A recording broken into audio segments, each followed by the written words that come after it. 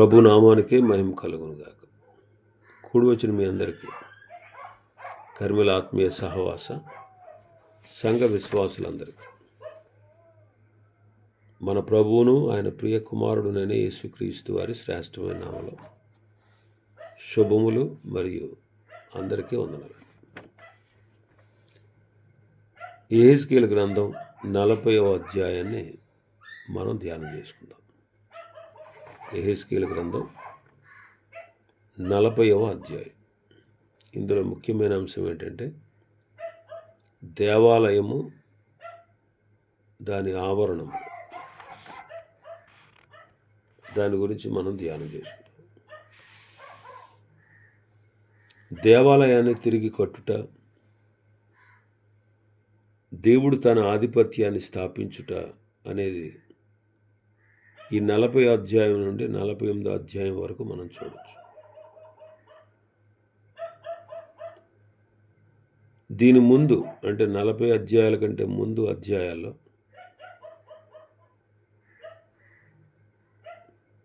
శేషము యొక్క ఆత్మీయ పునరుజ్జీవం గురించి,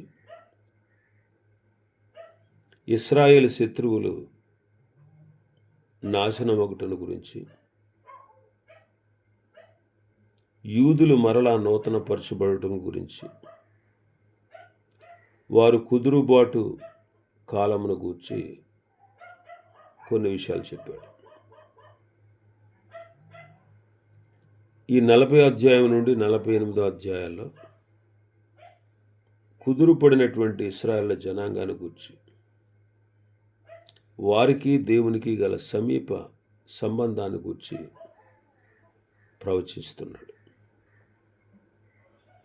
ఇందులో రాసి ఉన్నదంతా క్రీస్తు పూర్వం 573లో వచ్చిన దర్శనంలో కూర్చిన విషయాలన్నమాట.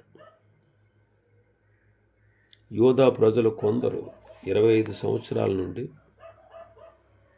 వారు బబులోను చెరలో ఉన్నారు. 14 సంవత్సరాల క్రితం, ఈ దర్శనం వచ్చిన ముందు 14 సంవత్సరాల క్రితం యెరూషలేములో ఉన్నటువంటి దేవాలయం కాల్చివేయబడింది. ఇప్పుడు భక్తుడైన యెహెజ్కేలు తన దర్శనంలో ఒక క్రొత్త ఆలయాన్ని చూస్తున్నాడు.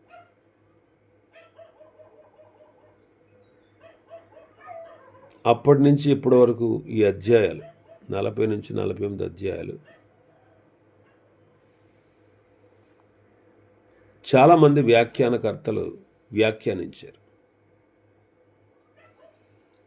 దీనిని అర్థం చేసుకోవడానికి వేరువేరు వివరణలు పండితులు ఇచ్చారు. ఈ అధ్యాయాల్లో ఉన్నటువంటి వర్ణన అంతా కూడా క్రొత్త నిబంధన సంఘానికి దృష్టాంతమని, ఇందులో కేవలం ఆధ్యాత్మికమైన పాఠాలు మాత్రమే ఉన్నాయని కొందరు అభిప్రాయపడ్డారు.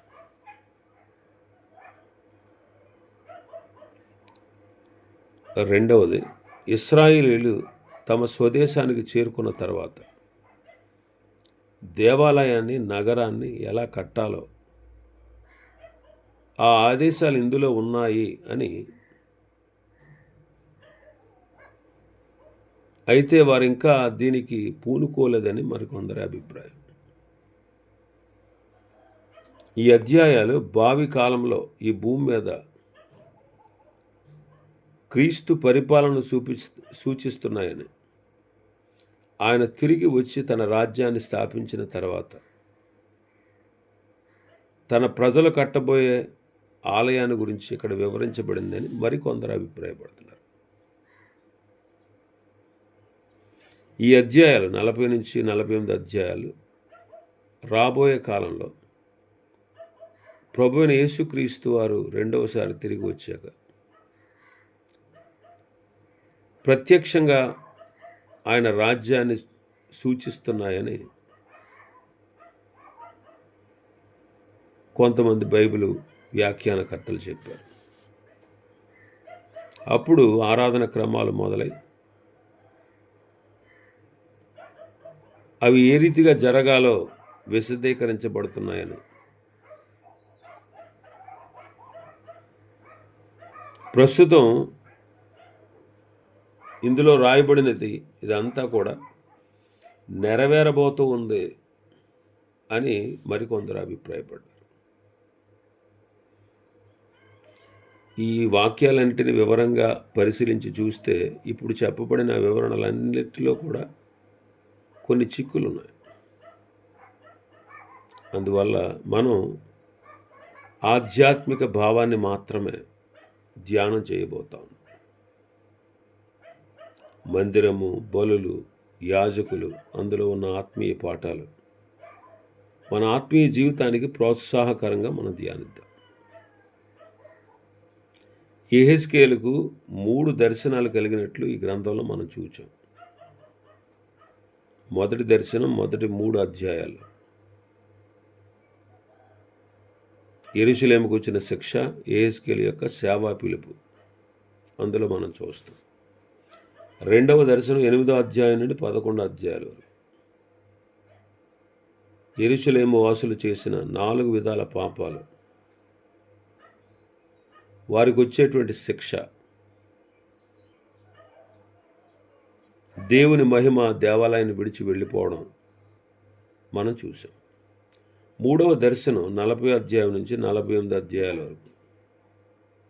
ఇందులో వెళ్ళిపోయినటువంటి దేవుని మహిమ తిరిగి వచ్చి దేవుని మందిరాన్ని నింపుటను గూర్చి మనం చూడబోతున్నాం. ఈ 40వ అధ్యాయంలో మనం చూస్తే యెహెజ్కేలు గారు చెరలోకి వచ్చిన 25వ సంవత్సరం మొదటి నెల 10వ దినమున, అంటే పట్టణము కొల్లబోయిన 14 సంవత్సరం క్రీస్తు పూర్వం 597లో ఈయన చెరలోనికి వెళ్ళాడు. చెరలోనికి వెళ్ళినప్పుడు ఆయన వయస్సు 25 సంవత్సరాలు. 5 సంవత్సరాలకు అంటే 30వ సంవత్సరంలో మొదటి దర్శనం కలిగింది. ఆ లెక్కల్లో మనం చూస్తే ఆయన వయస్సు ఈ ప్రవచనం ప్రవచించే టైంకి 50 సంవత్సరాలు. యెహెజ్కేలు గారు ఇచ్చినటువంటి ఆఖరి వర్తమానం అన్నమాట.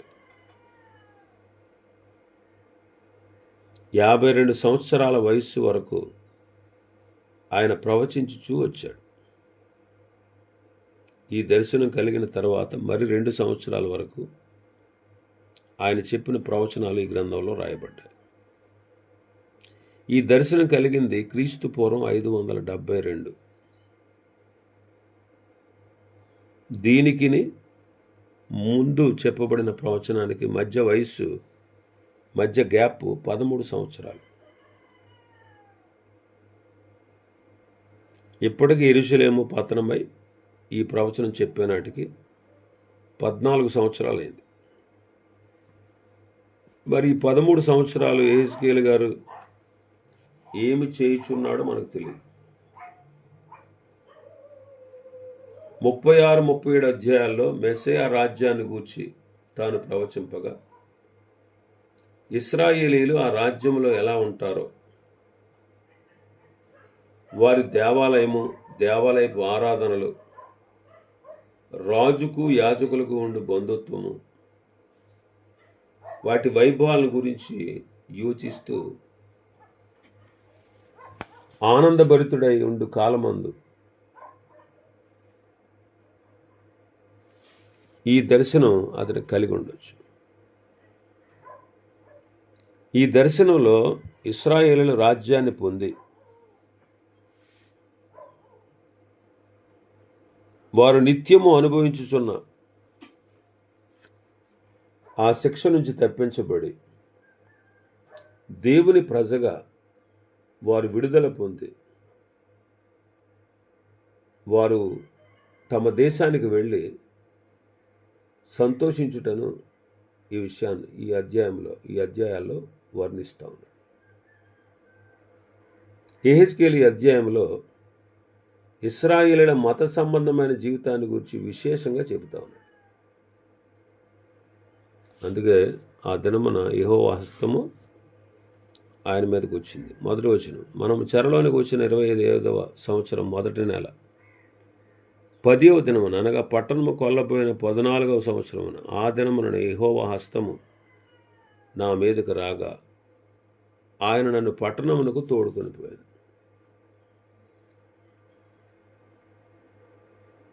ఇశ్రాయేలు దేశంలోనికి తోడుకుని వచ్చి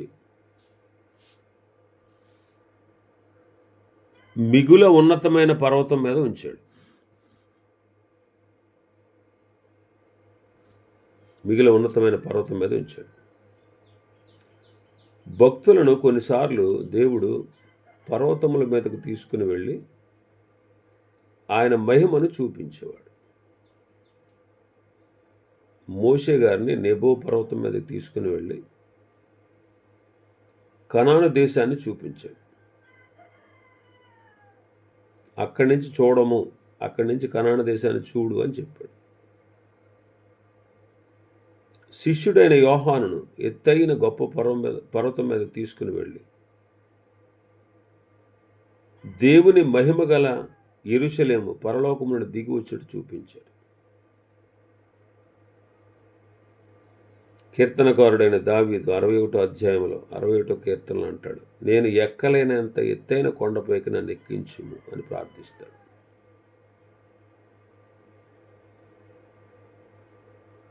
దీని ఆత్మీయ భావం ఏంటంటే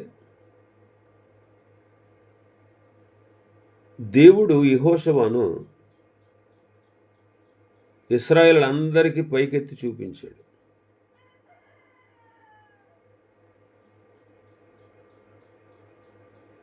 అయితే ఇక్కడ చెప్పబడినటువంటి పర్వతం అంటే ఎత్తైన పర్వతం మీదకి ఎక్కించడం అంటే అందరికంటే ఉన్నతంగా ఉంచడం అనే భావం కనబడుతుంది. అయితే ఇక్కడ ఎక్కించిన పర్వతం మిగుల ఉన్నతమైన పర్వతం మీద ఉంచాను. ఉన్నతమైన పర్వతం. పర్వతాలు చాలా ఎత్తుగా ఉంటాయి. అయితే ఇక్కడ భౌగోళికంగా మనం చూస్తే ఈ ఎక్కించినటువంటి పర్వతం పెద్ద గొప్పది అంటే ఎత్తైనదేమీ కాదు. భూమి మీద దేవుడు జరిగించే చర్యలను బట్టి చూస్తే అది అత్యున్నతమైనది. ఇక్కడ ఈ పర్వతము అంటే క్రీస్తు రాజ్యం. దానియేలు గ్రంథంలో మనం చదువుతాం కదా, చేతి సహాయం లేక తీయబడిన రాయి సర్వభూతలమంతా మహాపర్వతమైంది అంటాడు కదా. సర్వభూతలమంతా మహాపర్వతం. ఆ పర్వతమే క్రీస్తు రాజ్యం. దానిపైన దక్షిణపు తట్టున పట్టణం వంటిది ఒకటి ఆయనకు కనబడింది. అక్కడికి ఆయన తోడుకొని రాగా, 3వ వచనం, అక్కడికి ఆయన నన్ను తోడుకొని రాగా ఒక మనుషుడు ఉండెను. ఆయన మెరయుచున్న ఎత్తడి వలె కనబడింది.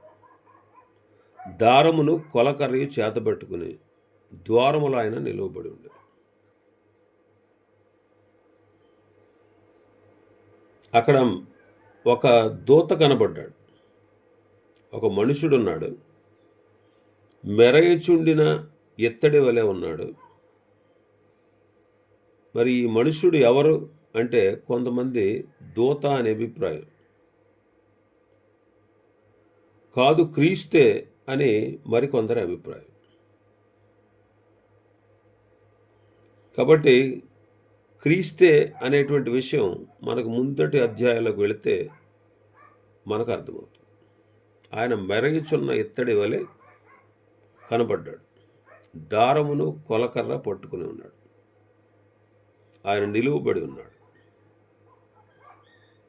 పరిశుద్ధ గ్రంథంలో కొన్ని సందర్భాల్లో భక్తులకు దూతలు కనబడ్డారు, దర్శనాన్ని వివరించారు. మరి దూతలు ప్రత్యక్షమై వారు దేవుడు చేయబోయేది చెప్పుట వాస్తవమే.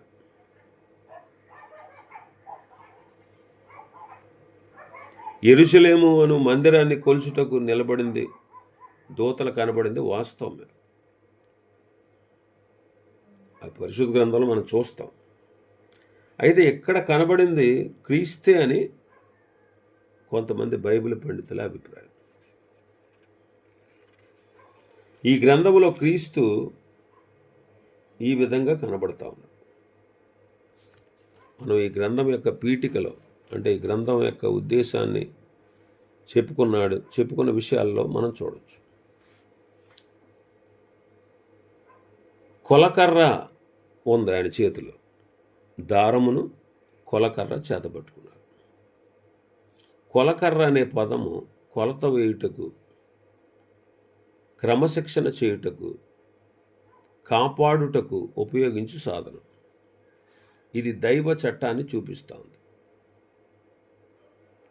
ప్రభువైన యేసుక్రీస్తు వారు రెండవసారి వచ్చి చేసే రాజ్య పరిపాలన దైవ చట్టముతో కూడినది. ఈ దినముల్లో మనం కూడా ఆయన రాజ్య వారసులు, ఆయన ప్రజలు, ఆయన పరిపాలన కింద మనం ఉన్నాం. భౌతికంగా చూస్తే మానవ పరిపాలన కింద ఉన్నాం. ఆత్మీయంగా మనం దేవుని పరిపాలన క్రింద ఉన్నాం. ఎందుకంటే మనం దేవుని రాజ్య వారసులు, పరలోక వాసులు. మన పౌరస్థితి పరలోకమందు. మరి మనం దేవుని యొక్క చట్టానికి, దేవుని యొక్క వాక్యానికి, ఆయన కొలతకు సరిపోయిన వారుగా జీవిస్తున్నామా లేదా అనే విషయాన్ని మనం సరిగా చూసుకోవాలి. కాబట్టి వాక్యానుసారంగా జీవించుట మనకెంతో ప్రయోజనకరం. 4వ వచనం చదివితే మన భాగంలో, ఆ మనుష్యుడు నాతో ఇట్లనెను, నరపుత్రుడా, నేను నీకు చూపుచున్న వాటన్నిటిని కన్నులారా చూచి చెవులారా విని మనసులో ఉంచుకుని, నేను వాటిని నీకు చూపుటకై నీకు ఇచ్చటికి తేబడితివి. నీకు కనబడు వాటన్నిటిని ఇశ్రాయేలులకు తెలియజేయము అంట. నేను చెప్పబోయే సంగతులు, నేను నీకు చూపిస్తున్న వాటిని నీవు కన్నులారా చూడాలి, చెవులారా వినాలి, మనస్సులో ఉంచుకోవాలి. ఈ సంగతులు ఏంటంటే మందిరాన్ని కూర్చొని చెప్పిన సంగతులు.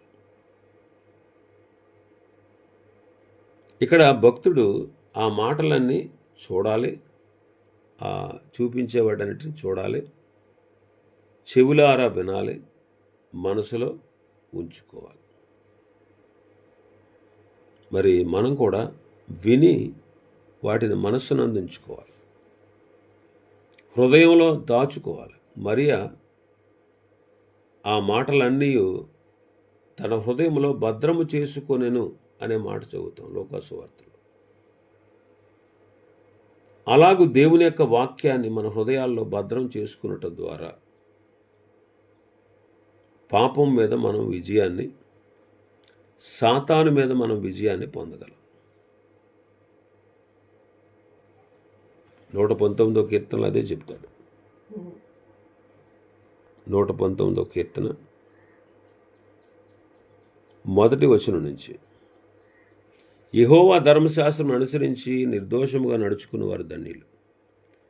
ఆయన శాసనములు గైకొనుచు పూర్ణ హృదయంతో వెదకు వారు ధన్యులు. వారు ఆయన మార్గంలో నడుచుకొనుచు ఏ పాపమును చెయ్యరు.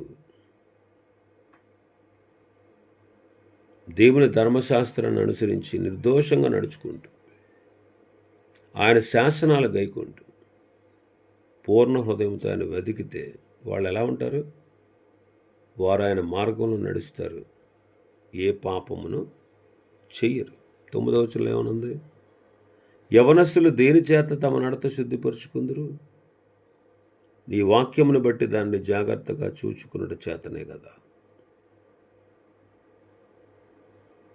కాబట్టి ప్రవర్తన శుద్ధి అవుతుంది, నడత శుద్ధి అవుతుంది, పాపం మీద జయాన్ని పొందుతుంది. ఇంకా సాతాను మీద కూడా జయం కలుగుతుంది. యోహాను మొదటి పత్రిక 2వ అధ్యాయం 14వ వచనంలో చదువుతాం కదా, యవనస్తులారా మీరు బలవంతులు, దేవుని వాక్యము మీ అందు నిలుచుచున్నది అంటారు. అందుకే యాకోబు పత్రికలో క్రీస్తు వాక్యము మీలో సమృద్ధిగా నివసింపనీయుడి అంటాడు.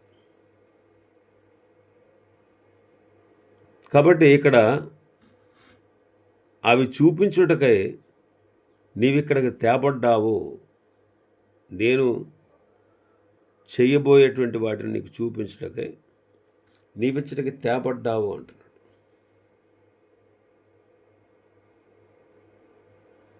కాబట్టి మనం దేవుని యొక్క వాక్యాన్ని విని మనసులో పెట్టుకోవడం, దాని ప్రకారంగా నడుచుకోవడం, అది మనకు ఎంతైనా అవసరం. ఎజ్రా గారు కూడా దేవుని గ్రంథాన్ని ధర్మశాస్త్రాన్ని పరిశోధించుటకు,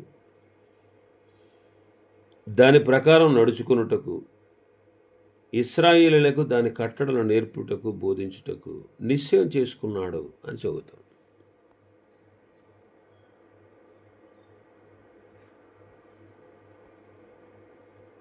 ఎజ్రా యెహోవా ధర్మశాస్త్రమును పరిశోధించి దాని చొప్పున నడుచుకున్నటకు, ఇశ్రాయేలీయులకు దాని కట్టడలను విధులను నేర్పుటకు దృఢ నిశ్చయం చేసుకున్నాడు. ఎజ్రా గ్రంథం 7వ అధ్యాయం 10వ వచనంలో చదువుతాం. కాబట్టి పౌలు గారు కూడా అంటారు, అపొస్తలుడైన పౌలు గారు కూడా, ప్రయోజనకరమైనది ఏది దాచుకోలేదు అంటాడు. బహిరంగంగా ఇంటింట దేవుని యొక్క సంకల్పాన్ని అంతటిని తెలియజేశాను అంట. ఈనాడు మనం కూడా దైవ సత్యాలు నేర్చుకోవాలి. దేవుని వాక్యంలో ఏముందో దాని లోతు తెలుసుకోవాలి. దేవుని వాక్యంలో ఉన్నటువంటి సత్యాల్ని మనం తెలుసుకుని వాటిని మన జీవితానికి అన్వయించుకుని అలాగ ప్రవర్తిస్తూ దైవ సత్యాలను ఇతరులకు ప్రకటించవలసిన వారంగా ఉన్నాం. ఇంకా చాలా విషయాలు ఉన్నాయి. ప్రభు చిత్తమైతే రేపటి దినం మరికొన్ని విషయాలు మనం ధ్యానం చేసుకుందాం. దేవుడు ఈ వర్తమాన వాక్యాన్ని మన వెనుకడిలో ఆశీర్వదించునుగాక. ఆమేన్.